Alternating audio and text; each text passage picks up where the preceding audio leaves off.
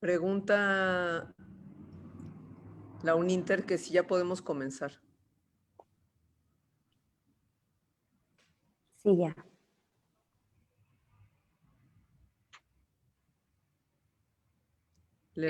Al público que nos está viendo, si nos pueden dar 2 minutos más para dar la oportunidad de que la gente que no ha entrado se pueda setear su monitor y ver su volumen. Les vamos a dar hasta las 5:04 y en ese momento vamos a empezar. Permítanos un segundo. Mientras tanto, les voy agradeciendo a todos aquellos que se conectan con nosotros, que estén aquí en este panel de expertos y testimoniales que la PROP trae con ustedes el Día Internacional de la Eliminación de la Violencia contra la Mujer. Mi nombre es Mariana Minay, voy a ser su moderadora para el día de hoy. Es un placer para mí poder estar con ustedes y con todos estos expertos bueno, expertas más bien, y nuestra donadora de experiencia que nos va a dar su valiosísimo testimonial y nos va a compartir su experiencia de vida, que es lo más importante que un ser humano puede darle a otro. Hoy queremos centrarnos en 3 partes de la violencia, de la experiencia terrible de la violencia contra la mujer, que son 3 sentimientos y 3 experiencias que van pegadas con en este terrible suceso que es el miedo, la culpa y la vergüenza. Jimena es nuestra experta donadora de experiencias y le damos las gracias por estar aquí. Gracias, Jimena, si nos estás escuchando. También con nosotros tenemos 3 expertas que cada uno va a dar su punto de vista y va a dar también su experiencia. Como les digo, hoy es un día donde cada quien nos va a dar lo mejor de sí mismo. Que son Alejandra Zatarain. Gracias, Alejandra, por estar con nosotros. Gracias. Claudia Peña, que ella también ella es coach y ella también va a estar con nosotros compartiendo su experiencia desde el punto de vista personal. Y Cecil Cachadurian, que ella también va a estar con nosotros compartiendo otra parte de esta experiencia. Cada una desde el punto de vista profesional nos va a ayudar a todos aquellos que no solo hayan vivido esta experiencia, sino que tengan en su familia, en su círculo cercano, alguien que haya vivido esto, cómo lidiar con estas 3 emociones sobre las que nos vamos a centrar hoy, que son el miedo, la culpa y la vergüenza. Yo quisiera empezar con Jimena, nuestra donadora, nuestra donadora de experiencia, que nos platicara. Y antes que nada, Dan, yo creo que tenemos que empezar por darle un enorme agradecimiento, porque es un acto de enorme valentía compartir una experiencia tan dura con todas nosotras y hacernos partícipes y testigos de esto que para ella ha sido una difícil experiencia de vida. Así que gracias, Jimena, antes que nada, y felicidades por tu valentía sobre todas las cosas. Y nos encantaría que empezaras a tu manera y como te sientas más cómoda a contarnos esta experiencia tan difícil. Hola, buenas tardes a todos. Mi nombre es Jimena, tengo 32 años, soy licenciada en Mercadotecnia, soy madre de familia, madre, pues, de 2 hijos. Tengo una niña adolescente de 15 años y un varoncito de 10 años. Y estoy muy contenta por el espacio que se me brinda y pues les comentaré parte de lo que he vivido durante estos 32 años. Soy la hija mayor, vengo de una familia donde pues nunca había experimentado como tal la violencia hasta la edad de 5 años, cuando pierdo a mi madre de manera simbólica, significativa. Nace mi hermana y ella se va a trabajar. Para esto llega un familiar de ella a casa y viene el abandono por parte de ella. Es cuando sufro un abuso sexual y pues empiezo a sentir ese miedo, ¿no? Más adelante, a la edad de 7 años, me armo de valor y una noche como como tal, bajé y le empecé a contar a mi mamá que lo que yo había vivido esa tarde en la casa donde estábamos. Lo único que recuerdo es que le empiezo a contar todo tal cual como había sido. Mi madre me dice, vete a dormir, y yo siento un alivio en el alma por haber comentado lo que a mí me había sucedido. A la mañana siguiente tengo el recuerdo de mi padre, escuchar su voz.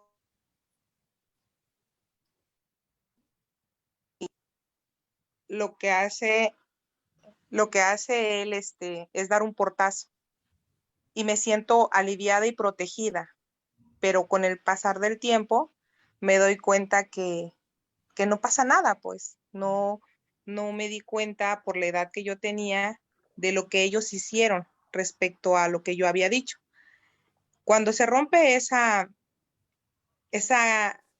confianza, ese lazo entre mi madre y yo, por haberle comentado esto, yo ya no sentí caso de decirle los demás abusos que yo vivía, porque pues si lo más importante que yo a esa edad sentía no me hicieron caso, como para qué decir lo demás, ¿no?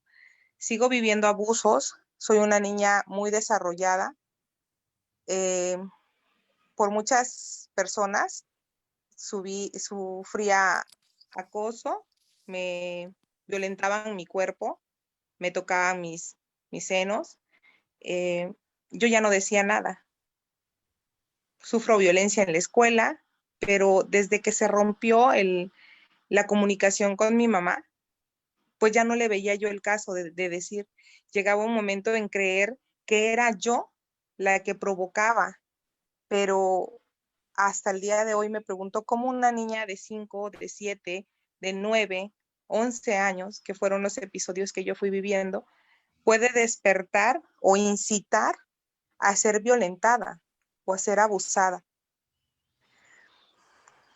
Por la misma situación, yo lo que quería era salir de casa, ¿no?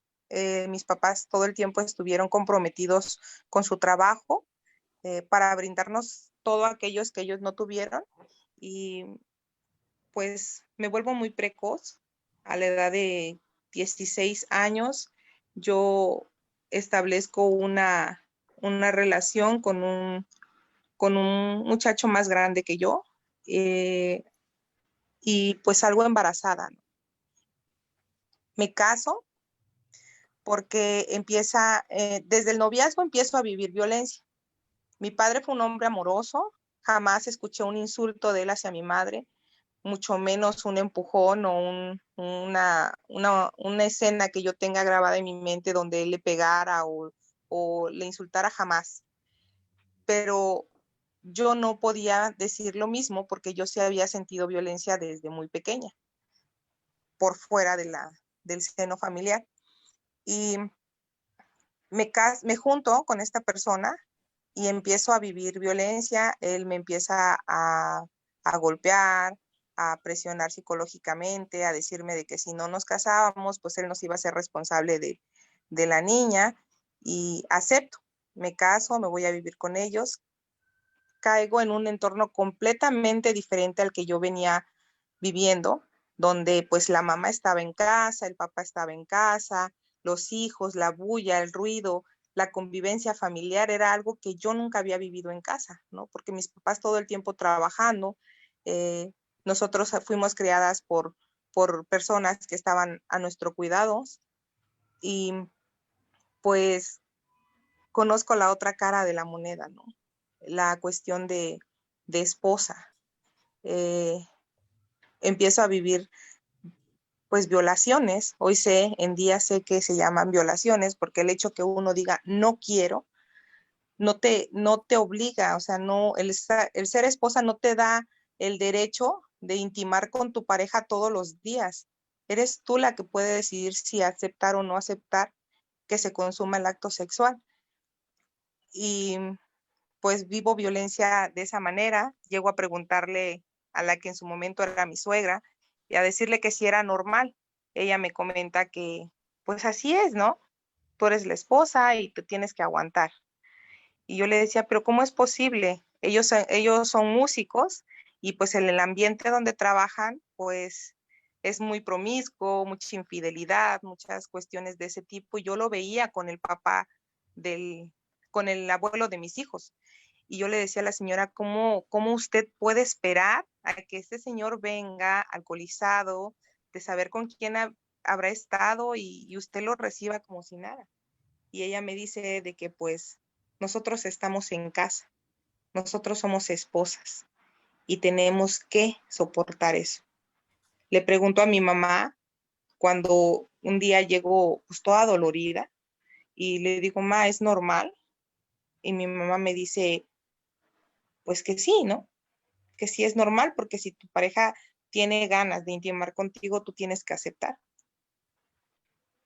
Para esto, yo desde antes, yo ya me daba cuenta de que pues mis preferencias sexuales eran hacia las mujeres, pero todo el tiempo por darle gusto o por encajar en un estereotipo de la sociedad, donde mi madre a muy temprana edad se da cuenta de mis preferencias y empieza a recriminarme, yo siento que a exhibirme para que yo viera eso como malo. Todo el tiempo me cortó el cabello muy cortito, no le gustaba peinarme como un machito, ¿no? Entonces me encuentra mi mamá, con niñas y empieza a llenarme de ideas de que eso estaba mal, de que no era bien visto, de que era asqueroso y tiendo a girar a lo que estaba bien visto o a lo que era normal para la sociedad. Y es por lo cual yo acepto tener una relación con un chico y es el papá de mis hijos. Cuando yo me separo de él, yo empiezo a vivir mi sexualidad como yo la quería. Mis padres se dan cuenta, mi madre hace que mi padre me enfrente y yo era feliz. Yo en ese momento puedo decir que me sentía plena y llega el momento en que los dos me sientan en casa y me dicen que qué estaba pasando. Y recuerdo que lo único que pude decir esa vez cuando llego a la casa, la imagen la tengo grabada, mi madre y mi padre sentados en la sala, abro la puerta y estaban los dos, ¿no? Mi mamá con cara de enojada y papá con una serenidad que solamente él tenía y me dice, ¿qué pasa? ¿No? Queremos saber qué está pasando y lo único que pude decir es que yo la amo y es que yo estoy bien, yo me siento bien. Mi papá me dice que sea lo que yo sea, soy su hija, me acepta, me ama y mi mamá me dice que no. Y es ahí donde se desata una pelea campal en casa, en donde mi mamá dice, no, yo parí mujer y tienes que ser una mujer, ¿no? Y empiezan las agresiones verbales, agresiones psicológicas, en las cuales mi mamá entabló una demanda para quererme quitar a mi hija. Es donde yo me refugio en el alcoholismo porque era tan feliz fuera de casa y mi mamá pues asumió la responsabilidad de mi hija. La situación me ocasionó muchos problemas en cuestión emocional y vuelvo a ceder. Fui multitratada por psicólogos, por psiquiatras y vuelvo a ceder. La psiquiatra me dijo posteriormente que no dejé que mi mamá viviera su duelo, que al final de cuentas ella tenía que aceptarme tal cual yo era. Era ella la que tenía que sufrirlo y aceptarlo, no yo de ceder y darle gusto a ella. Busco al papá de mis hijos nuevamente y le pido de favor que me ayudara a recuperar a mi hija para que yo entrara dentro de lo que la sociedad veía bien. Él sabía todo lo que yo había hecho, sabía de la relación que yo tenía y él acepta. No sé hasta el día de hoy no sé si fue con saña, no sé si era en el aspecto de vengarse, porque obviamente le di en el ego, en la hombría como tal, y él acepta y con una sola condición, de que yo accediera a tener relaciones sexuales nuevamente con él. Yo tenía a mi pareja, mi idea era regresar a esa casa, tener a la niña y al poco tiempo que él se fuera y yo quedarme con mi pareja y hacer vida con mi pareja y mi hija. Pero para esto yo lo hice sola, nunca le tomé en cuenta a ella y accedo a estar con él. Y en una sola vez, en una sola violación, porque volvió a ser una violación, salgo embarazada nuevamente. Y fue horrible porque yo me sentía tan mal. Yo decía, es que no es lo que quiero, no estaba en mis planes, pido ayuda. Aún recuerdo que en ese tiempo estaba muy, muy, muy, así como ahora las redes sociales, el 01800 suicidio.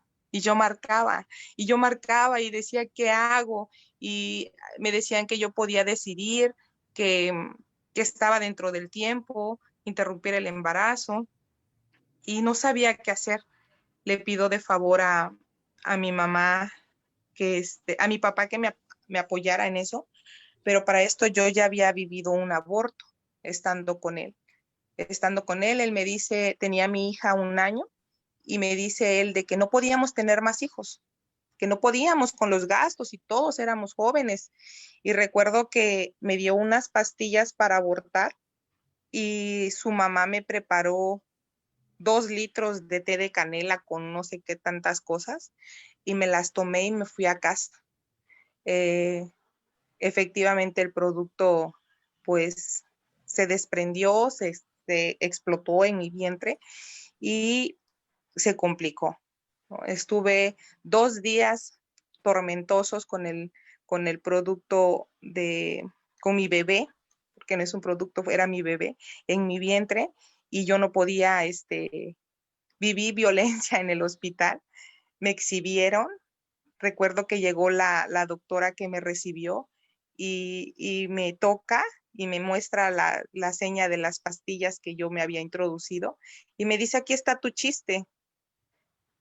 Y yo me quedo así, es que me lo dio una doctora. Y me dice, pues sí, me dice, pues ahí está tu chiste.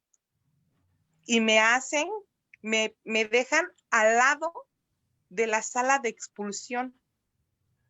Yo sangrando, con los cólicos, con las contracciones, y yo veía entrar a una y salir con su bebé, y entraba otra y salía con su bebé. Al papá de mis hijos no lo dejaron entrar conmigo porque como era la sala de expulsión, pues no podía estar ahí. Y yo lloraba, tenía 2 días con el producto ahí, no teníamos dinero para pagar el anestesiólogo que hacía falta y iba a pasar un día más. Entonces yo ya no aguantaba y le dije a mi papá, a él, le dije, háblale a mi papá y que pague por favor el médico, yo ya no aguanto, me siento muy mal, ardía en fiebre, el sangrado no se detenía y pues me sentía muy mal. Recuerdo que me pararon al guardia al lado de la cama y lo dejaron ahí para que ya nadie entrara a preguntar. Y yo le digo al señor, por favor, déjeme parar, quiero ir al baño, porque a lo lejos escucho la voz de mi papá en la recepción, pues alegando de que me dieran el alta voluntaria. Y me dice el policía, no, es que no te puedes parar, ahorita viene una enfermera. Le digo, por favor, señor, es que yo ya no me aguanto, necesito ir al baño. Y me dejan, accede a que yo me pare y recuerdo cómo me voy aferrando de las paredes hasta que veo a mi papá y me desvanezco. Es cuando él me ayudó a hacerme un legrado. Entonces, en esta ocasión, cuando yo quedo embarazada y le pido ayuda, él se niega y me dice que no, que cada acción tenía una reacción y una consecuencia y que tenía que ser responsable de esas decisiones que había tomado y que pues los asumiera con responsabilidad. Y yo lloraba y yo decía que yo no podía tener otro hijo, que no estaba en mis planes, que no era lo que quería. ¿Cómo le decía yo a mi pareja que con la que se suponía que estaba bien, con la que me entendía, de que pues iba a ser mamá nuevamente, si ya me había aceptado con una niña y había entendido el por qué yo había estado con él. Pasa el tiempo y pido ayuda a mi mamá, a la cual ella me escuchó al menos, y me llevó con una prima y me dijo, ¿sabes qué? Esto va a ser un volado.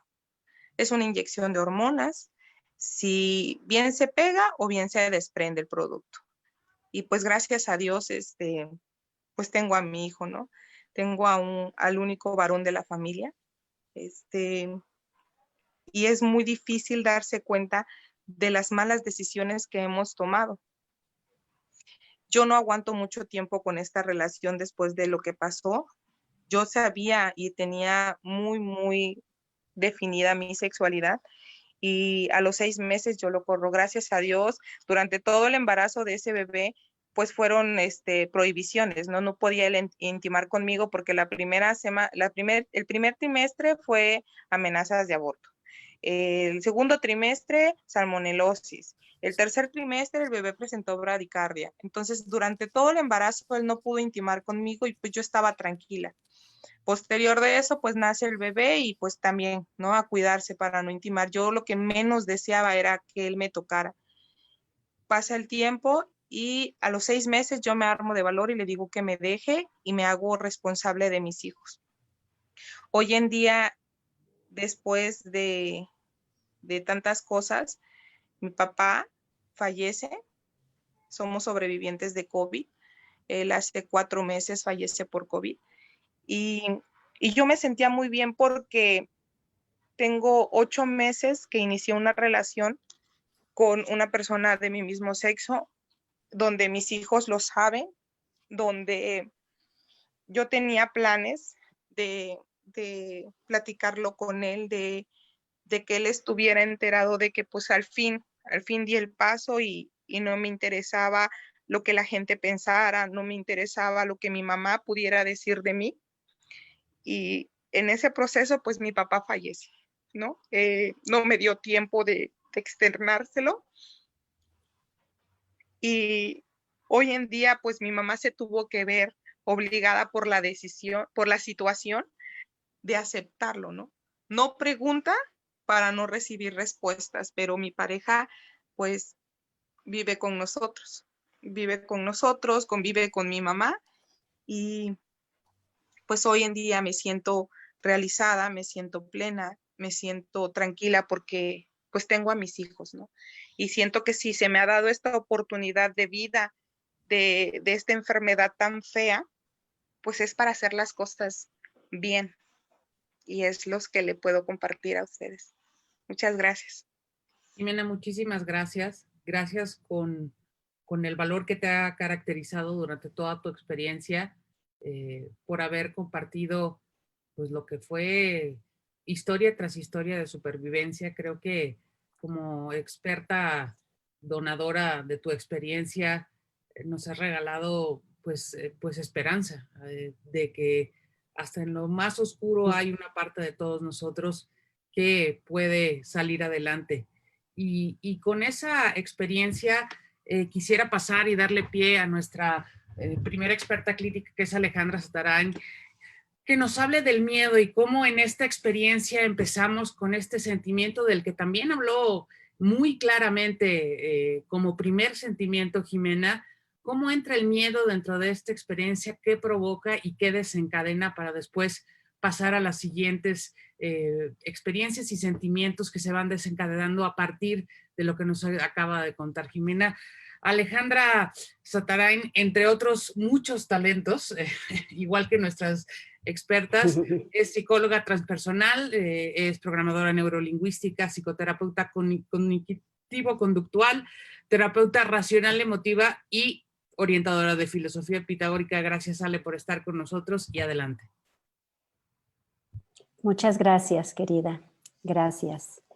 Me gustaría iniciar, Jimena, con una frase que dices: nosotros somos esposas y tenemos que soportar. Es normal.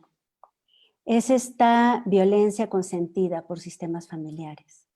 Y con eso abro el tema del miedo.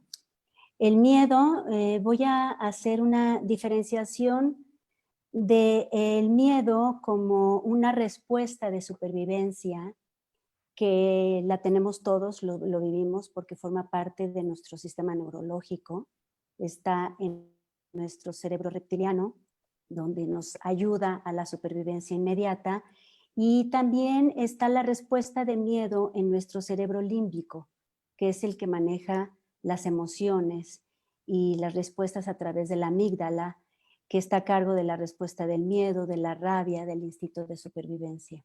Entonces, este temita me gustaría dejarlo por acá. Tenemos a nivel biológico, fisiológico, respuestas de miedo. Y por otra parte está el miedo psicológico, ya el miedo que construye la estructura de pensamientos, la psiquis, la personalidad, a través de las experiencias vividas. Para la Real Academia de la Lengua Española, el miedo es una angustia por un riesgo o daño, ya sea real o imaginario. Es un recelo o aprensión que alguien tiene de que le suceda algo contrario a lo que espera. Y yo agregaría, en base a la primera información que di, que es una respuesta ante el peligro. El cerebro se prepara para responder, para defender, para proteger, para huir. Así funciona el cuerpo humano. El miedo sostenido por mucho tiempo y con una sensación de creencia que es insuperable, va deteriorando funciones cognitivas. Hay tanta carga biológica que se activa ante la respuesta de huida, ataque, enfrentamiento. Hay tanta carga biológica que va dañando ciertos circuitos y ante la presencia de miedo sostenido, patrones de pensamiento, estructura de pensamiento se ve alterada. Facultades de decisión, facultades para poder pensar con claridad se van alterando. ¿Cuáles son los síntomas del miedo? Taquicardias, sudoración de manos, opresión en el pecho, dificultad para respirar, incapacidad para concentrarse, sensación de angustia o angustia real, llanto, temblores, entumecimiento de miembros, ya sean manos o piernas. La persona expuesta a periodos prolongados de miedo va teniendo afectación en las siguientes partes a nivel psicológico. Se van afectando la imagen de sí mismo. La estructura del pensamiento, como mencionaba yo hace un momento, se va alterando. Las conductas manifiestas que tiene una persona que ha vivido miedo. Por ejemplo, se esconden o se acuestan en posición fetal, en posición de bebé. Se van a un rincón a llorar. Tienen conductas de retraimiento. Se vuelven tímidas, calladas, con mucho miedo al juicio si se atreven a opinar. En el plano emocional interno, en lo que sucede en la experiencia interna de la persona que tiene miedo, la persona va sintiendo sensación de poca valía. Se va debilitando la percepción de sí mismo. Se va debilitando la percepción de sus capacidades personales relativas a poder y lograrlo. Se van debilitando las habilidades de enfrentamiento y de resolución de conflictos. Prefieren evitar. Se activan conductas evitativas. Aparece la duda constante, acompañados de una estructura de pensamiento que empieza y si no puedo, y si le digo algo y me pega, y si no hay nadie que me ayude. Esta característica de este pensamiento, esta frase que inicia con y si, activa de forma casi automática todas las respuestas de defensa, huida y ataque, generando ansiedad y pánico. La persona pasa por sensaciones de bloqueo, parálisis para actuar y no saber cómo reaccionar. Ante patrones de miedo reiterado, la persona que lo vive no puede parar al agresor. Esto es muy importante porque ante la mirada de los demás, ya sea medios sociales o familiares, parecería que la persona está permitiendo la violencia. Lo que es importante comprender es que la persona está tan debilitada que no tiene la fuerza ni la energía para parar al agresor.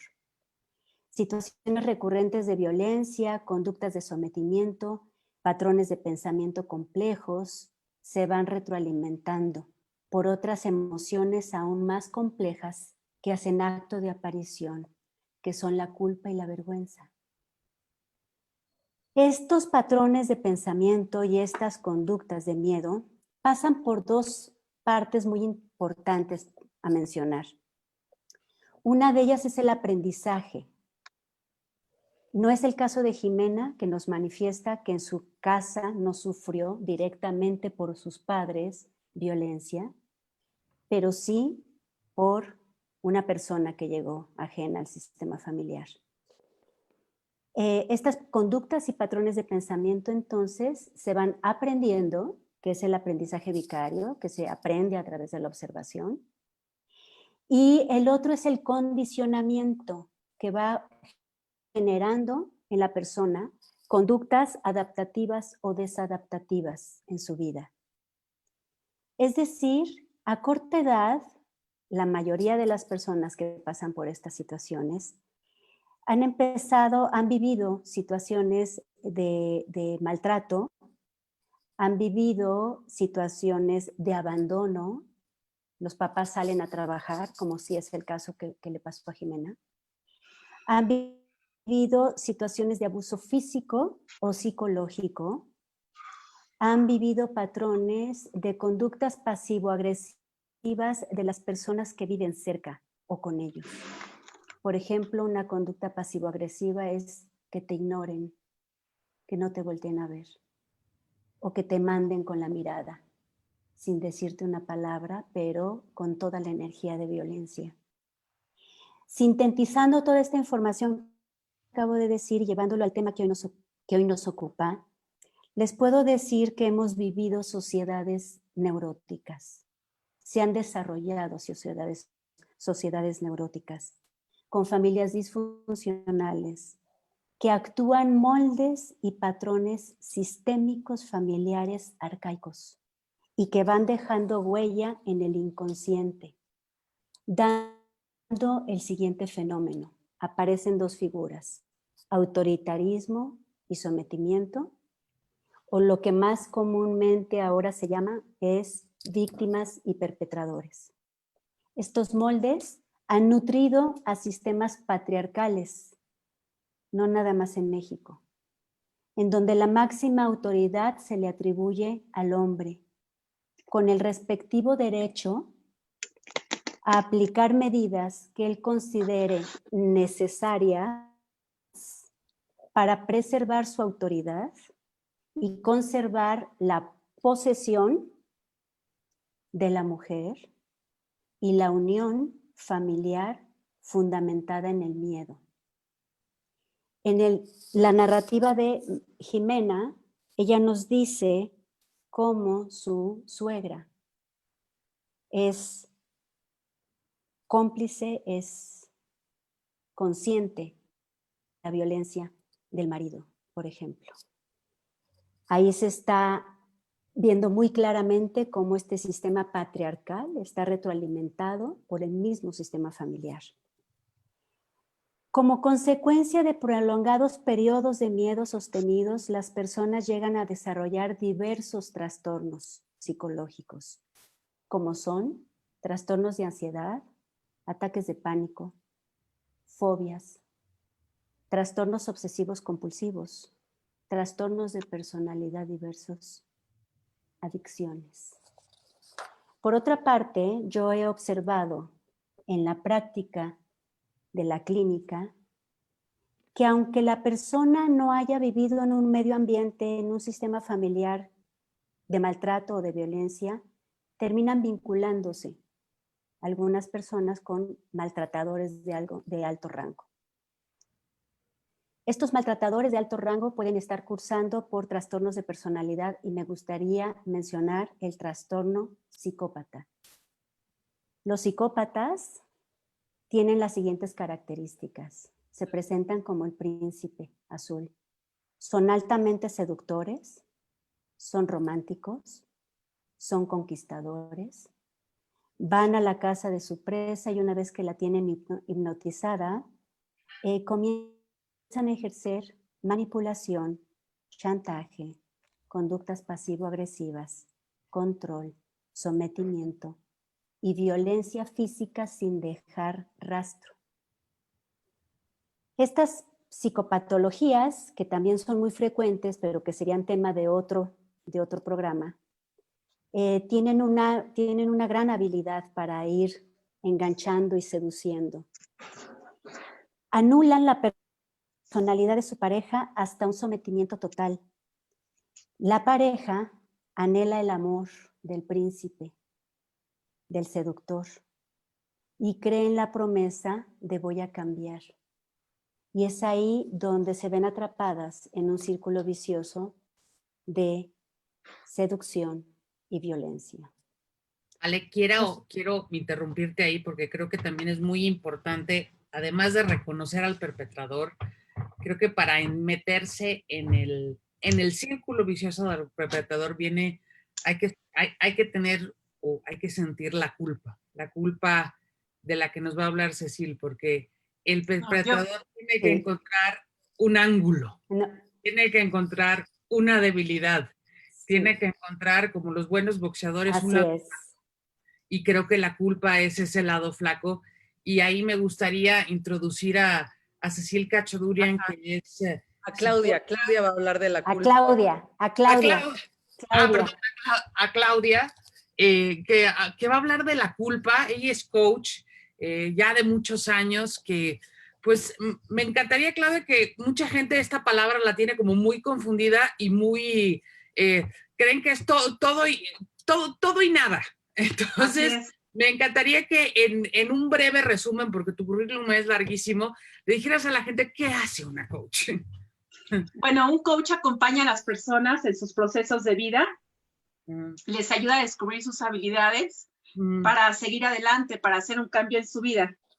Eso es lo que hace un coach. Perfecto. Y hablábamos de esto, ¿no? Que un perpetrador, como un psicópata, como el que nos hablaba Ale, para poder entrar, para poder contarte este cuento, para poder ejercer su violencia, hoy que hablamos de esto, necesita encontrar ese lado flaco que viene de alguien que no reconoce sus habilidades, de alguien que no sabe lo que tiene, de alguien que, como explicó Ale, ha vivido tanto miedo, tanto tiempo, que se siente tan poca cosa, que entonces ese perpetrador encuentra ese vacío, porque ese vacío existe en nosotros y ese vacío atrae ese tipo de personas altamente tóxicas, altamente nocivas. Entonces, sí, claro. Ahí hablemos entonces de la culpa, porque también Jimena habló de eso, dijo, en algún momento ella se hizo la pregunta, ¿qué hice mal yo? ¿No? O sea, ¿por qué yo? ¿Quién le pudo hacer daño a una niña de 4 años? Y creo que eso es súper importante. Así es. Bueno, sentirnos culpables responde a la necesidad de reparar un daño que hemos producido a alguien, ¿no? Entonces, eso es lo que ella en algún momento llegó a sentir, ¿no? Bueno, algo he de haber hecho, que por eso me están sucediendo este tipo de cosas. Podríamos definir el sentimiento de culpa como una llamada a nuestra conciencia y a nuestras normas morales. Aparece cuando hemos transgredido alguno de nuestros valores y principios, ¿no? Que nos han inculcado en casa, lo que hemos vivido, lo que para nosotros es normal. Pero la culpa se puede volver patológica y es esa que no nos deja en paz en ningún lado, ¿no? Que no nos permite relacionarnos y nos afecta en cualquier ámbito de nuestra vida. Esta surge en diversos trastornos como podrían ser, entre otros, la depresión, las fobias, las adicciones, ¿no? La culpa está presente como la problemática que arrastran estos trastornos. Y tras esta culpa patológica, la persona suele castigarse a sí misma emocionalmente y empieza a preguntarse, o más bien a decirse, ¿no? Me lo merezco, no soy buena para tal o cual cosa, me lo hizo porque me quiere mucho, ¿no? Porque también puede ser, ¿no? ¿Para qué fui a tal lugar? No soy buena persona, seguramente me porté mal y entonces por eso me pasan estas cosas, yo lo permití. Entonces, cuando una persona es víctima de un suceso negativo, un abuso o de una experiencia dolorosa, como le pasó a Jimena, el impacto emocional que se produce en esta persona es extremadamente alto. Ese suceso crea un sentimiento traumático en la persona y es entonces cuando, a pesar de ser la víctima, se crea un sentimiento de culpa tras la vivencia del suceso y la persona llega a sentirse responsable de lo ocurrido. Entonces, bueno, la culpa es de esos sentimientos que se pueden volver tóxicos si dejamos que nos acompañe en nuestra vida por más tiempo del debido y se instala, ¿no? Y ahí está y nos hace que nuestra experiencia de vida, en vez de ser plena y feliz, se torne gris, porque todo lo vemos de ese color, porque nos persigue todo el tiempo. Y lo interesante es que no sabemos, desde luego, cómo en ese momento, pero podemos transformar ese estilo de vivir la vida. Pero la culpa toma fuerza cuando empezamos a recordar lo que pasó. Surge en nosotros quizá cuando reconocemos que a lo mejor pudimos haber dicho algo diferente, que tomamos decisiones que no debimos haber tomado, que afectaron a otros y a nosotras mismas. Y desgraciadamente la culpa genera una clase de autorreprobación, es decir, que nos juzgamos a nosotras muy duramente. Con esto, hacemos que la culpa se instale en nosotros y nos acompañe donde quiera que vamos, siendo como un matiz a través del cual vivimos nuestra vida. Por ese sentimiento de culpa que se vuelve negativo en nosotras, puede ser también que lo tengamos porque hayamos crecido en hogares donde constantemente nos culpaban o lo veíamos normal, ¿no? ¿Quién fue quien hizo tal o cual cosa? Y empiezan, seguramente fuiste tú. No estás diciendo la verdad, ¿no? Y luego dices, no estás diciendo la verdad, seguramente tú lo hiciste. Eso que haces no está bien. Eso que estás sintiendo en este momento no es normal. Lo normal es que seas así, y así, y así, y así, ¿no? Y lamentablemente el miedo a la represión, al castigo o a la reacción de nuestros padres hizo que escondiéramos algunos hechos, que si bien algunos no tuvieron mucha importancia, pero otros sí tenían mucha. O ya en automático aceptábamos lo que nos pasó simplemente porque nos sentíamos responsables de ello y asumíamos esa culpa, ¿no? Ese sentimiento interior de que posiblemente cometimos un error y no podemos expresarlo o no nos atrevemos, hace que todos esos sentimientos de juicio constante y permanente en nosotros nos acompañen en nuestro día a día. También es cierto que hay personas que se sienten culpables sin haber hecho absolutamente nada, por lo cual tenga que pedir una disculpa o perdón, pero aceptan la culpa simplemente para recibir amor, aprobación o el reconocimiento de otras personas o de las personas que aman también.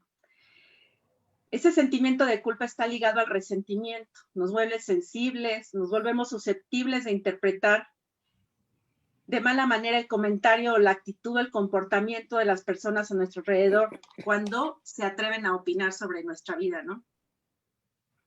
Sentirse culpable favorece la duda para tomar decisiones adecuadas y la inseguridad nos impide no hacer nada a causa del miedo. Se puede terminar este ciclo tóxico en nuestra vida que se convierte repetitivo. Y bueno, yo siento que sí, debes dejar de sentirte víctima independientemente de lo que haya ocurrido en el pasado, independientemente de lo que te hayan enseñado las personas con las que viviste cuando fuiste pequeño, o que a lo mejor te marcaron y te enseñaron la culpa. Entonces preguntarnos, ¿qué voy a hacer con mi vida emocionalmente hablando? Y bueno, yo siento que hay que asumir la responsabilidad y tomar la decisión valiente de dejar del pasado atrás, porque ahí es donde pertenece. El pasado pues ya no lo podemos cambiar, ya pasó. Rescatar lo que pudimos aprender de ellos para volver a comenzar una diferente etapa en nuestra vida, libre de culpa y habiéndonos fortalecido por ella. Hay situaciones difíciles, ¿sí? Sí son complejas, unas más que otras. Hay personas que han sido capaces de pasar a través de estas situaciones, experimentar cierto grado de paz, tranquilidad, confianza. Pero si miramos atrás, vamos a poder reconocer las situaciones que nos pasaron y lo importante es superarlas, ¿no? Aquellas personas que no son capaces de dejar esa situación atrás, es muy probable que aunque ha pasado mucho tiempo, siguen internamente dándole vuelta a lo que pudieron hacer, a lo que sucedió, a lo que hicieron o no hicieron. a lo que sintieron y mantienen vivas y activas todas esas sensaciones y sentimientos que hacen que su vida se torne gris. Y yo siento que, bueno, es tiempo de volver a empezar. ¿Y quién decide eso? Solamente cada uno de nosotros. Nosotros tenemos el timón de nuestra vida. Y eso no depende, como decía hace rato, de borrar el pasado, porque no es posible hacerlo, estamos parados encima de él. Podemos afrontar la vida con mala actitud o con buena actitud, depende de la visión con la que queramos ver para afrontarlo. Y recordando que todo pasa, se transforma y pues nada es para siempre, ¿no? Y bueno, aquí puse algunas como, no son pasos, pero algo que pudiéramos hacer para poder superar esto que nos pasó, o que le pasó en este caso a Jimena, que es muy fuerte, ¿no? Entonces pongo, haz lo posible por reparar el daño, dejar de autocastigarse recordando lo que pasó una y otra vez. A veces entre más se recuerda, más duele. Y dejar de sentirnos culpables parece sencillo si sabemos cómo podemos lograrlo. Es ponerse en acción para buscar los recursos y los mecanismos que nos permitan superarlo, seguir avanzando, fortalecer la estima personal de ese estado que te quita la tranquilidad y la paz. Perdonarnos, usualmente, somos muy severos con nosotros mismos. Debemos aprender a perdonarnos, ser más flexibles con nuestros errores y nuestras debilidades sin juzgarnos tan duramente.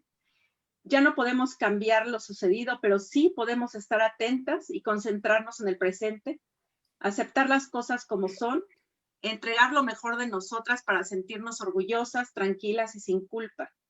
Empezar a querernos para estar bien nosotras mismas y con los demás. Otro es no te dejes manipular. No permitas que nadie te haga sentir culpable. Una frase, un gesto, un silencio prolongado y podemos terminar haciendo lo que no deseamos. Revisa quién te provoca ese sentimiento y quiénes te remueven esos miedos y quitarles ese poder. Decide a partir de este instante llevar las riendas de tu vida. Gracias, Clau. Yo creo que va a haber espacio ya más al final por si alguien más necesita estrategias un poco para combatir esta culpa que es tan presente, sobre todo en las víctimas de este tipo de violencia. Y me gustaría que, Cecil, yo creo que si la culpa vulnera, la vergüenza corroe.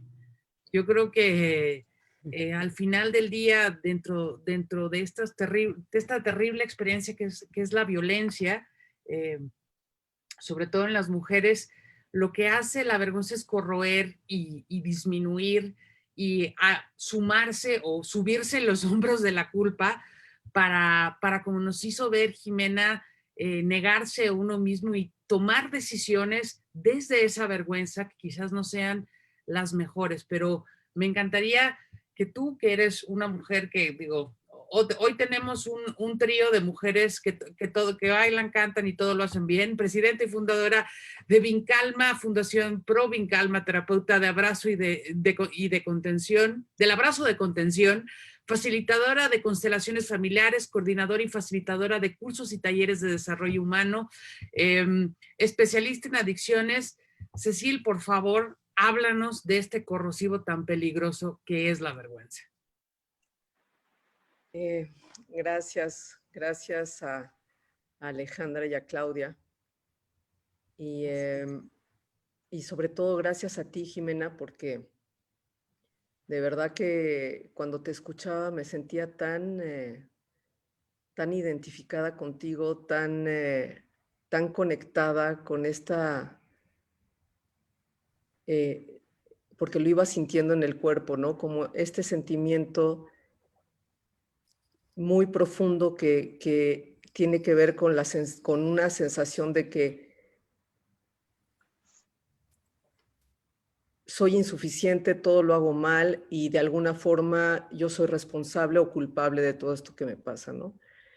Y yo siento que estos tres sentimientos, la culpa, el miedo y la vergüenza van muy de la mano y tienen muchos puntos comunes, ¿no?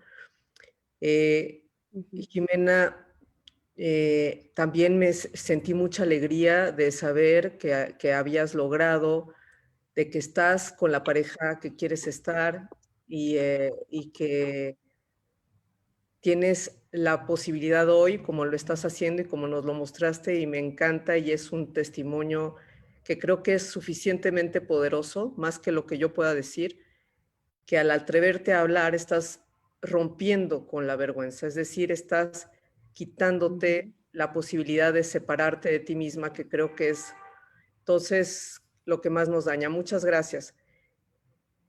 Yo lo que quisiera compartir, ¿no? Es que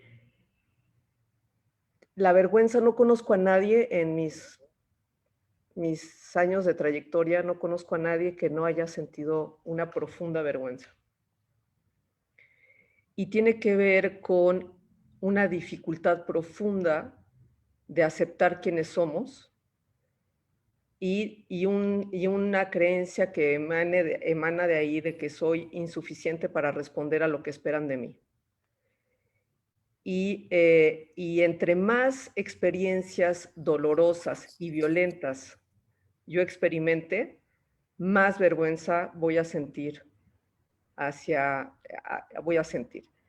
Y hay una confusión enorme en nuestras mentes, porque yo lo que alcanzo a ver es que todas las personas de autoridad de nuestra vida, los padres, los sacerdotes, personas a las que les hemos dado o que la sociedad les da una gran autoridad, maestros, terapeutas, psicólogos, directores son figuras de autoridad que muchas veces proyectamos y no podemos separar nuestra propia vergüenza de la vergüenza de la persona que nos pide ayuda. Y entonces los padres, en vez de poder ayudar a sus hijos que se acercan, conectan con su propia historia, con su propia vergüenza, y entonces no pueden responder y crean una confusión inmensa, ¿no? Por otro lado, el amor tan grande que le tenemos a nuestro sistema y la dependencia que tenemos hacia ellos, porque una niña de 4 o 5 años pues no puede más que depender de su familia. Esa dependencia y ese amor a la familia nos pone en un estado en donde confiamos completamente en las personas que tienen el rol de cuidarnos y de atendernos. Son personas mayores. Esta confusión en la mente es muy, muy difícil de manejar, profundamente difícil de manejar. Y yo me acuerdo muchísimo cuando estuve estudiando, o sea, me interesó mucho estudiar los arquetipos de las mujeres de la Biblia y me metí mucho en el tema de Adán y Eva, que es un poco el origen de esta vergüenza, y me llamó mucho la atención la referencia que se hace. O sea, una cosa es que hay comportamientos y hay acciones que no nos hacen bien por nuestra condición humana, y otra cosa es que yo no pueda aprender de mis errores y me tenga que avergonzar constantemente de quién soy. Entonces hay una imagen que no recuerdo realmente en este momento porque fue hace muchos años, pero ahorita que estaba preparando esta sesión, me acordé de esta imagen, ¿no? Donde están Adán y Eva felices en el paraíso, que es el lugar que todos nos merecemos, incluso en la tierra. Y de pronto se les pide que pueden usar de ese lugar como quieran, pero de la única cosa que les piden que no se acerquen es del árbol del bien y el mal. Y por una razón muy específica, es porque nosotros como humanos no podemos juzgar. Si nos ponemos a juzgar, nos vamos a perder y vamos a hacer mucho daño. Y entonces se acercan al árbol del bien y el mal, y cuando baja Dios a buscarlos y está caminando por el jardín y los llama, ellos no responden porque se esconden porque se sienten avergonzados. Y a partir de ahí, esta imagen de no poder discernir de esta gran confusión entre yo no puedo comer del árbol del bien y del mal porque no tengo la capacidad de utilizar bien un juicio, pero el efecto es como si yo hubiera desobedecido a una figura de autoridad y entonces en esta desobediencia yo me siento profundamente avergonzado y me escondo y me separo. Me separo del amor y lo que sigue es que me separo de mí. Yo me dedico a acompañar personas en un proceso que se llama de vinculación, que es lo contrario de la separación. Separarse de uno mismo es pensar que yo no soy correcto.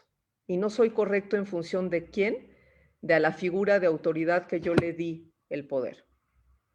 La consecuencia es que yo, separada de mí, no tengo fuerzas,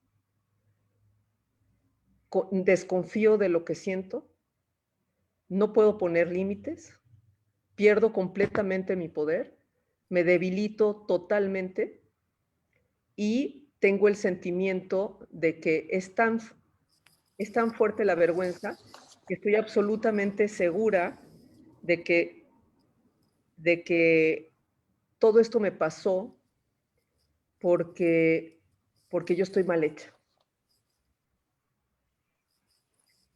Y si estoy mal hecha y no respondo a lo que las personas que yo amo quisieran para mí, pero por diferentes razones, entonces quiere decir que me tengo que esconder, me tengo que silenciar.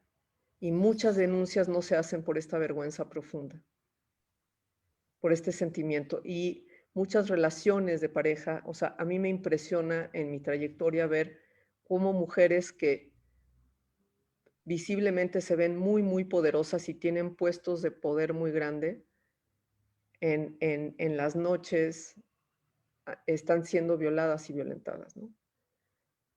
Entonces, y es muy interno porque una mirada externa se convirtió en mi mirada hacia mí. Lo que alguien que para mí era importante y que yo amaba, en el momento en que me mira de una manera, entonces yo lo hago como si fuera verdad y así me empiezo a mirar a mí. Yo creo que no me quiero ir en las estrategias, estoy muy conmovida, yo creo que nos pasa a todos. Me conmueve mucho escuchar un testimonio como el tuyo, Jimena, sobre todo por tu valor, porque no sé cómo lo hiciste, pero alguna gran fuerza dentro de ti te sacó. Entonces, entre más comprendamos que es algo muy común y que ya está adentro de nosotros, más nos vamos a poder apoyar. Muchas gracias. Creo que es el tiempo que yo tenía que hablar, ¿verdad? Muchísimas gracias, Cecil. Jimena, sé que después de escuchar a todo lo que hemos dicho y lo que han dicho nuestras expertas, tienes ganas de decir algo más y nos encantaría escucharlo. Pues sí, claro, ¿no? Pues encajo en todo, ya más relajada porque sí es muy fuerte y ahorita que vengo a analizar lo que les compartí, saqué cosas que tal vez no estaban en lo previsto, pero me doy cuenta que efectivamente, esos tres factores son tan importantes, el miedo, ¿no? Y escuchar ahorita a la experta, cómo por todo el abuso que se vive, somos presa fácil de esos psicópatas, porque no tienen otro nombre que eso. Yo recuerdo muy bien que el padre de mis hijos era un hombre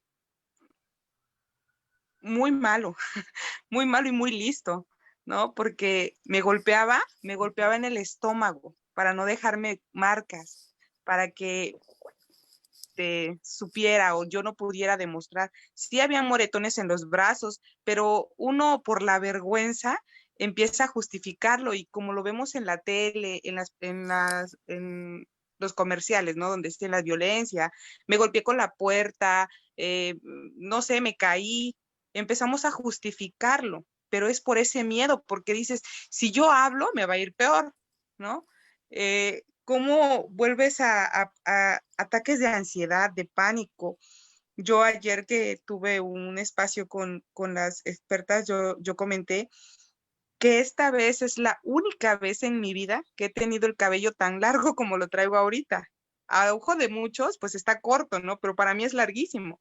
Desde muy pequeña mi mamá me lo cortaba para empezar, ¿no? Y más grande, cuando ya me sentí dueña de mí y dejé crecerlo, el papá de mis hijos, recuerdo cómo metía los dedos dentro de mi cabello y le daba vuelta y sentía yo crujir mi cuero cabelludo, ¿no? Entonces era un pánico, una ansiedad, unas ganas de vomitar, el solo hecho que yo tocara mi cabello y yo sintiera que mis dedos, ya sobresalía mi cabello de mis dedos, ¿no? Luego cuando dicen la culpa, claro que sí. Creo que debemos de recordar lo que vivimos, como la experta comentaba de que no debemos, o yo así lo entendí, de que revivirlo, ¿no? Yo creo que sí debemos revivirlo, recordar qué es lo que vivimos, qué es lo fuerte que hemos pasado para darnos ese valor que necesitamos, porque si nadie más que nosotros para reconocernos nuestros logros. Hoy, gracias a Dios, me di la oportunidad de estar en un curso de tanatología en el cual yo me doy cuenta que en busca de ese reconocimiento de todos, de esa aceptación de todos, es que hemos permitido tanto en nuestra vida. Hemos sido el tapete de muchos para darle ese gusto a todos.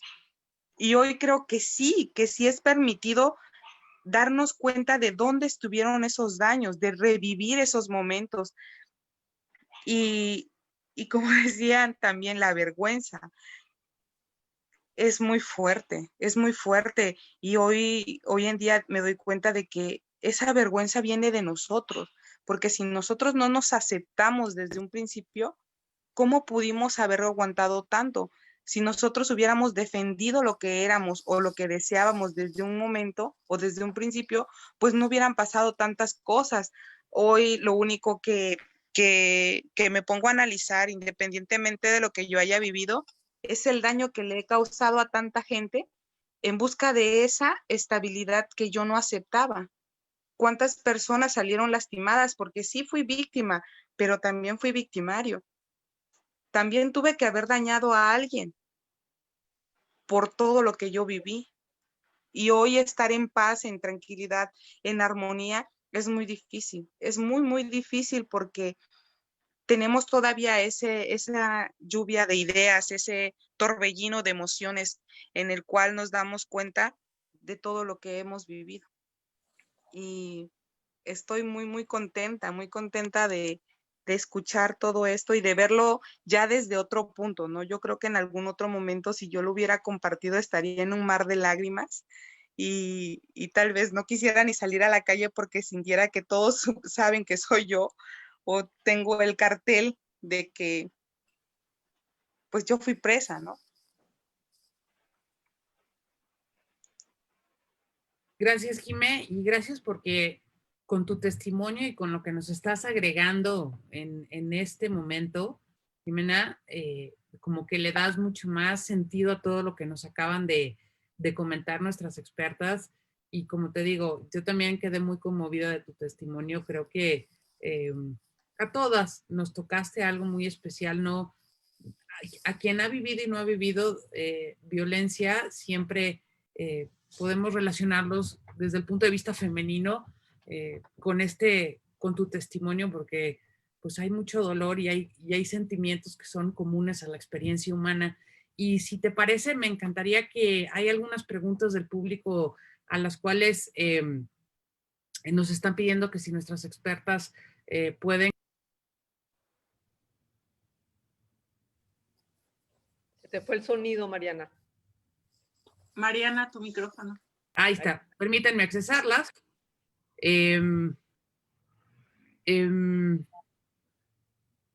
La primera es, y esta, les voy a ir dando una a cada una para que cada quien pueda contestar una. La primera creo que, Cecil, si la pudieras contestar, ¿cómo recomiendan hablarle a mis hijos sobre la violencia que he vivido?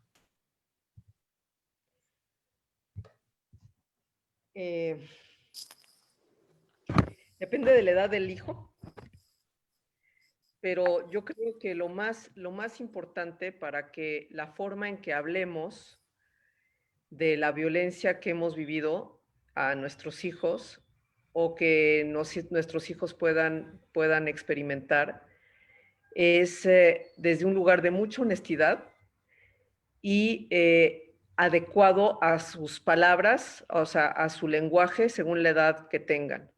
Pero hay un lenguaje que siempre funciona y es el lenguaje del corazón. Y es hablando desde lo que nosotros hemos sentido, de lo que nosotros con mucha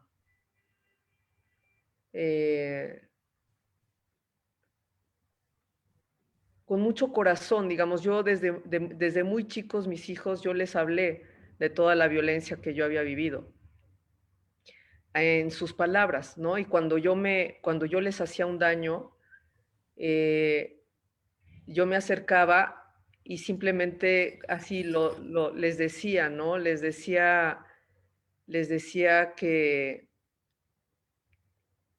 les prometía que yo iba a corregir esto porque yo misma no sabía cómo manejar todas mis emociones y todos mis sentimientos. Y lo cumplí. Las promesas que yo hice las cumplí. Es muy importante que cuando les hables a tus hijos de tu propia violencia o de la violencia, tienes que comprometerte. No solo es hablar, sino es hacer un compromiso profundo de corregir la violencia en ti. Hay una edad, Cecil, o sea, tienen que manejar algún tipo de emoción o ser conscientes de sí mismos de alguna manera para que pueda haber un diálogo un poquito más, no quiero usar la palabra sofisticado, pero un nivel de entendimiento, o se puede hablar a nivel de sentimientos muy básicos. Es a nivel de sentimientos muy básicos. Si hay uno muy básico, es siempre decirles que lo que ellos están sintiendo con lo que yo les provoco es un derecho, que tienen el derecho de sentir lo que sienten. Nunca negar el sentimiento. Es la única manera, o sea, ¿por qué hablarías tú de tu violencia o de la violencia alrededor si no la están viviendo? Ok.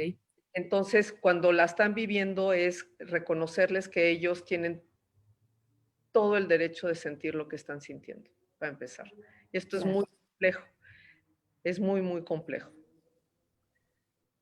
Vale, muy relacionada con esta pregunta, Alejandra Santarán, hay una pregunta muy directa de una madre con una hija. Dije, tengo una hija y debo hablar con honestidad de lo que viví con su padre. Cuando es tan cercana, cuando es una violencia de padres con hijos, no una violencia de terceros, que no lo hace ni mejor ni peor, pero está quizás más vinculada al círculo familiar vivido por los hijos.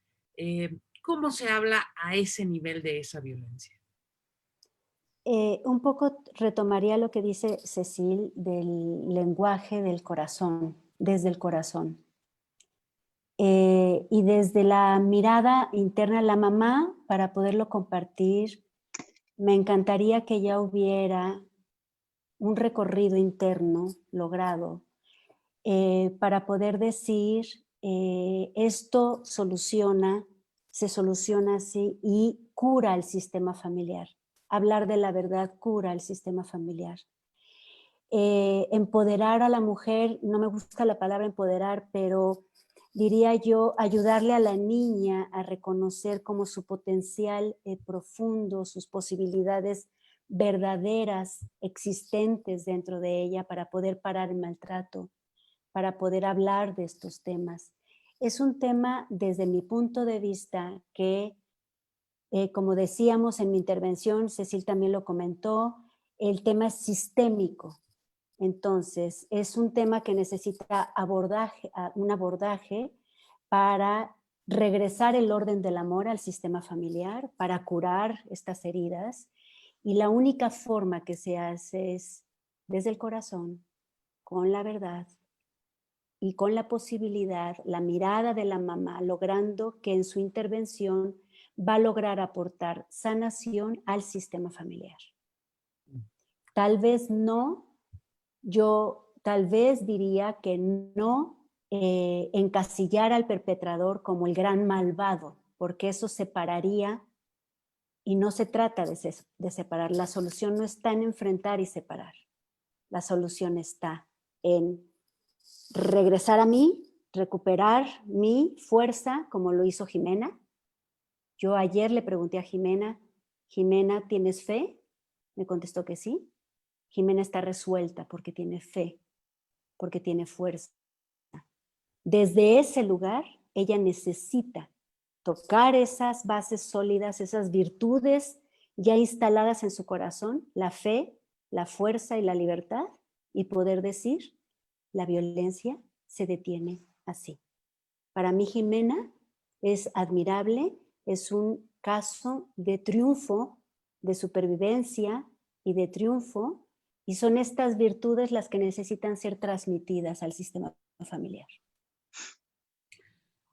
Claudia, coach, la pregunta de los coach, parar este círculo de violencia no solo es un tema de la escuela, sino de las instituciones educativas en las que están nuestros hijos, nuestros nietos, nuestros hermanos.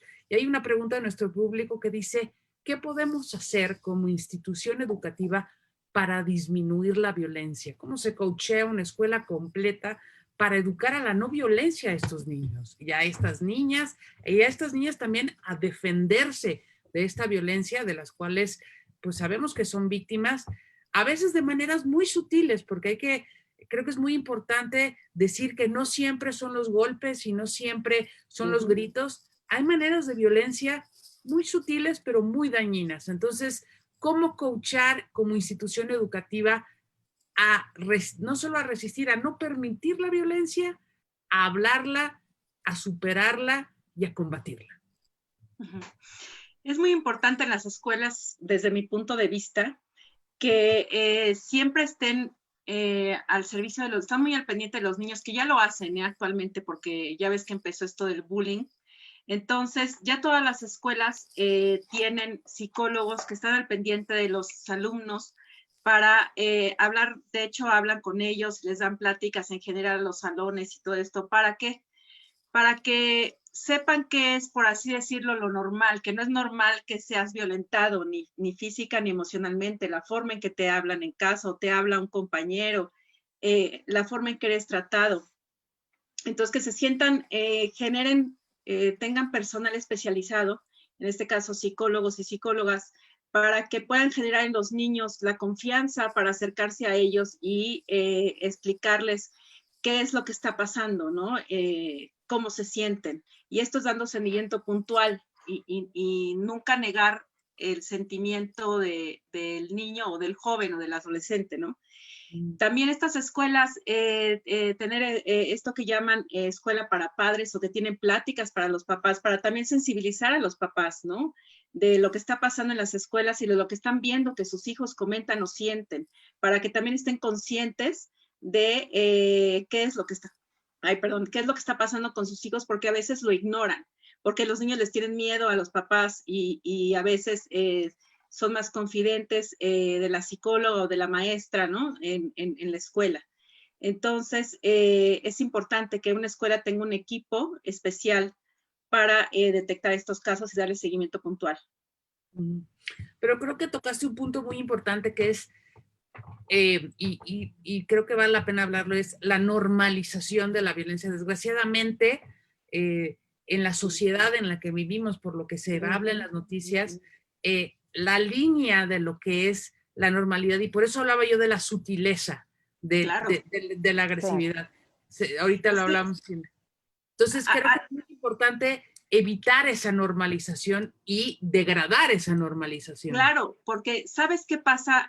Bueno, yo un tiempo trabajé en una escuela y lo que me di cuenta es que es súper importante escuchar a las personas y nunca minimizar lo que les pasa. Porque como tú dices, a lo mejor para alguien se está sintiendo violentado y para él es lo más fuerte o ella es lo más fuerte que ha vivido en ese momento. Y otro puede minimizarlo porque puede decir, ay, por favor, pero no sabes, a Margarita le pasó tal o cual cosa. No. Entonces, cada quien en su contexto, en ese momento, es lo más fuerte que ha vivido. Y tenemos que apoyarlo y ayudarlo siempre y en todo momento y creerle para que tenga confianza y pueda seguir adelante, ¿no? E involucrar a las personas que se tenga que involucrar para que el niño, el adolescente y el joven salgan adelante. Cecil, tú querías comentar algo. Gracias, Mariana. Quería precisar un poquito esta cuestión del lenguaje del corazón. Yo creo que es importante no darle a los niños chiquitos imágenes.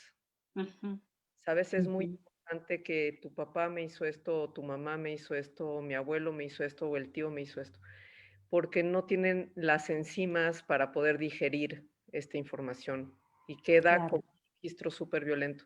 Pero el lenguaje del corazón es decir lo que nosotros sentimos. En las experiencias que he tenido justo ahora que escuchaba a Claudia hablar de las escuelas para padres, tenemos un programa donde trabajamos con muchas comunidades que tienen un altísimo nivel de violencia y que se proyecta en las escuelas.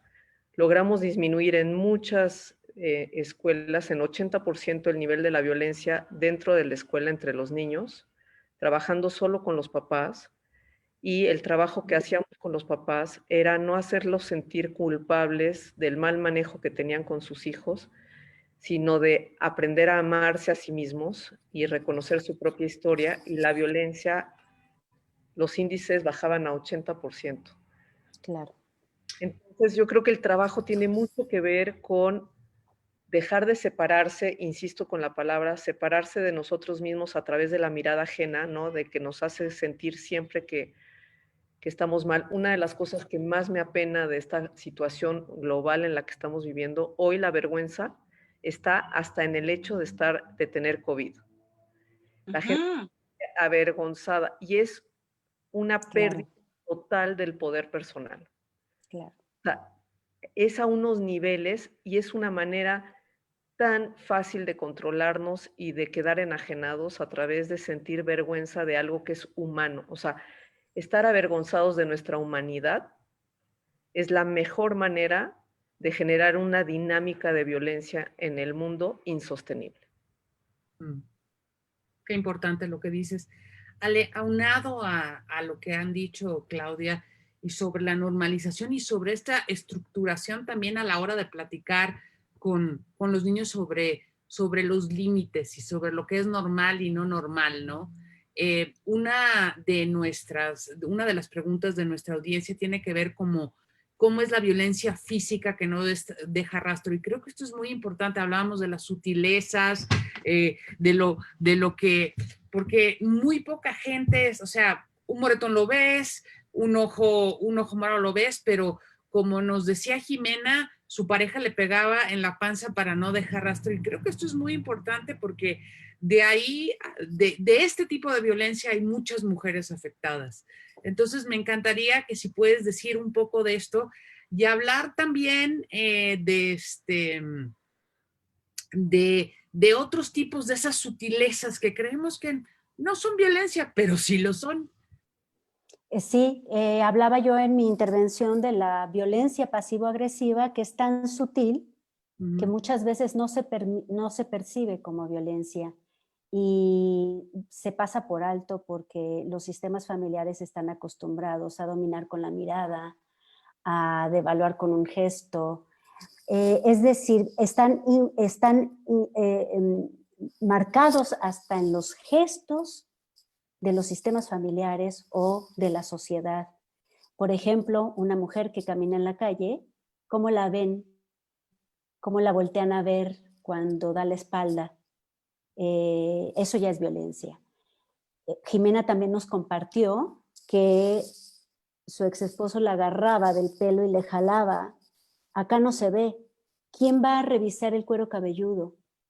Es una situación que no se ve. Los golpes en el abdomen. de cierta forma colocan puño, brazo, no se ve. Entonces, la conducta pasivo-agresiva no se le ha dado como la importancia que tiene en la huella y en la memoria que va dejando en el individuo a lo largo de su vida como un tema de violencia. Muchas personas, muchos sistemas ven normal que, por ejemplo, el papá llegue enojado, cansado, no hable y todos tienen que guardar silencio. Ahí hay conductas, ahí hay lenguajes. En cuanto a lo que decían de la educación, me gustaría también reiterar lo siguiente, Mariana, si me permites. Más allá de la educación, esto tiene una resolución, debe tener una resolución, y es en muchos ámbitos y en muchos niveles. A nivel educativo estamos hablando de ir metiendo programas de conciencia a muy bajo, empezar en maternal, a concientizar, a empatizar, enseñar a empatizar el dolor ajeno. Estamos hablando de programas de conciencia que necesitan, de programas educativos que necesitan meter temas de concientización en diferentes niveles, en diferentes manejo emocional. Enseñarles a los niños a diferenciar sus diferentes emociones, por ejemplo. Entonces, estamos hablando de una intervención que necesita darse en diferentes niveles y en diferentes rubros. Por ejemplo, es una situación también que tiene que ver con políticas públicas. Ve ahora en el confinamiento de la pandemia, los números son alarmantes de los casos que se han incrementado, no nada más en México, sino a nivel mundial. Entonces, la intervención, si me voy a lo macro, políticas públicas, educación, programas educativos con conciencia. Y lo más interesante y lo más importante es la concientización propia, el regresar a mí para despertar mi fuerza y mi potencial, que sí hay salida. Una salida interna, creando una conciencia propia de que puedo detener el mal. No acepto el mal para mí, sería como un lema. Muchísimas gracias a todas, a las tres. Creo que han salido cosas muy importantes. Gracias a todos aquellos que dejaron sus preguntas. Les quiero recordar que esta plática tan nutritiva y tan enriquecedora, además del increíble e importantísimo testimonio de nuestra donadora de experiencia, Jimena, fueron gracias a la Asociación de los Profesionales del Bienestar, la PROB, que permitió que estuviéramos todos aquí. No me queda más que agradecerles a Alejandra Zatarain, a Cecil Cachadurian. Claudia, ¿tú querías decir algo más o agregar algo más? Sí, solamente quería agradecer mucho la invitación de la doctora Pastora Nieto y de APROB Cuernavaca para darnos la oportunidad de hablar de este tema tan importante. Yo también. Creo que, sí, Alejandra. Yo también quiero agradecerle a mi queridísima pastora y quiero cerrar con Eduardo Galeano. Al fin y al cabo, el miedo de la mujer a la violencia del hombre es el espejo del miedo del hombre a la mujer sin miedo. Muchas gracias por haberme invitado a esta maravillosa experiencia. Gracias a las panelistas, mujeres extraordinarias. Jimena preciosa, gracias por abrir tu corazón y tu experiencia. Muchas felicidades por la posición que has tomado en tu vida, el lugar que ya estás ocupando en tu vida. Muchas felicidades, Jimena. Muchas gracias. Jimena, no sé si quieras decir algo para cerrar, o cómo te sientes, o cómo te, y si hay algo que nos quisieras compartir. No, creo que todo lo que nos compartieron las profesionales, pues es muy enriquecedor, porque si en su momento yo hubiera tenido esta oportunidad de recibir esta información, creo que hubiera sido muy, muy oportuna. Gracias por la oportunidad de compartir con ustedes y gracias a Pastora por contactarme y gracias a ustedes. Gracias, Jimena. Gracias, Jimena. Pues de nuevo, muchas gracias. No me queda más que agradecerles. Gracias a la PROB y recordarles que muchas más de estas pláticas enriquecedísimas con donadores de experiencia extraordinarios, con expertos como los que tuvimos de hoy, las podrán encontrar en la página de la PROB. Casi todas las semanas están teniendo una de estas y créanme que son todas igual o más de enriquecedoras que estas. Que tengan un extraordinario día. Creo que se quedaron en la mesa muchos temas y espero que los platiquemos muy pronto. Buen día a todas y hasta la próxima. Gracias. Gracias. Gracias. Gracias, Mariana.